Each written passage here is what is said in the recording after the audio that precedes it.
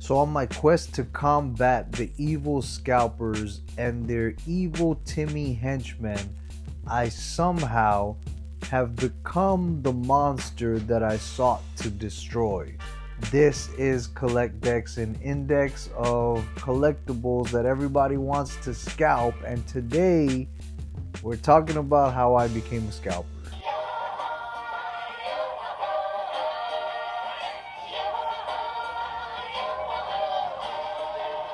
So before we begin, you already know I'm still on the hunt for the Charizard, and I just finished a rip and ship on my YouTube, and somebody pulled a Lily's Clefairy from a Journey Together booster pack, which was awesome. That's a $160 card, super great value for what it's worth, and a whole lot of nothing in this pack as well. Man, I got so many of these Flygons. It looks cool, but when you have like 30 of them, it sucks. So, I started this Pokemon journey a little while ago, and the more I tried to get product, the more I realized how much I hated scalpers.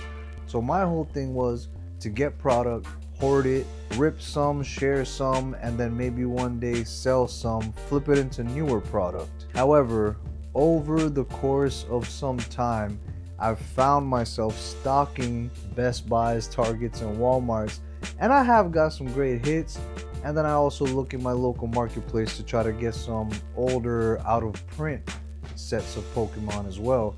However, as time goes on and I'm realizing there's stuff that I want to keep for myself and also hold and then also sell, I created a whole website and a rip and ship just because I'm so enthralled with all this stuff. But I realized I need more product. In comes the infamous Redbeard, who I'm sure all of you guys have heard from. Redbeard is a Pokemon scalper on PokeTube, and he's teaching people how to bot. Now, botting isn't new, and more or less I think everybody knows that it goes on and everybody kind of somewhat knows how to do it.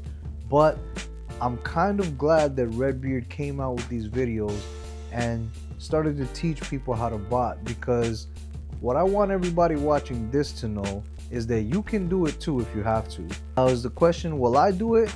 Probably, but it's not going to be how you think it's going to be. See, despite what Redbeard is telling everybody, it doesn't mean your everyday average Joe Schmo can bot, because if you listen to what he's saying, botting actually takes a lot of work and it's a full-time job. So there's probably going to be a strategy to how you should bot. If you are going to be doing so, I know what I'm doing. My situation is I'm only looking for a certain select type of product, and there's a bunch of great products that Pokemon puts out these days, and for your average everyday guy, there's only so much product that you can really get your hands on. At the end of the day, this does cost money, time, resource, and a lot of other things that you may not account for if you really want to scalp at the level of botting that Redbeard is talking about. I myself am limited to a certain amount of money, so that's why I'm only going to be prioritizing products that I like or really want, and I probably will only bot once or twice if I have to. I'm not really looking to hoard as much items as I can, because to truth be told, I don't have the funding to drop on so much product. You still have to pay MSRP prices in best case scenario, and MSRP prices can range from $15 to $25 to 50 something, 60 something dollars, all the way up to UPC prices like 120, 100 bucks and up. So with that being said, if you buy just 5 of, let's say for example, a Charizard UPC, which is a 120 at MSRP, you're already over the $600 mark. So does it really make sense for everybody to bot more than what they can afford? Absolutely not. So though we may all be scalpers, we can always evolve into investors, collectors, and business owners, and that's kind of my goal for the future and the strategy that if I do bot, which I haven't really fully made up my mind about that yet, because it actually is super time consuming to do all that, but if I do it, I know exactly what I'll be looking for. And I also want to leave you guys with a message saying that don't let this discourage you if you think you would like to do it or you don't have the time or the money to do it. Just do it when you want to or need to. Stick to your budget, stick to your plan, and you should be okay. And at the end of the day, everybody is not going to be botting the way the hype makes it seem like they would be. You got some big fish players, and then you got the small fry. And right now, the market is filled with a lot more small fry than it is with big fish players who really have some funding behind them.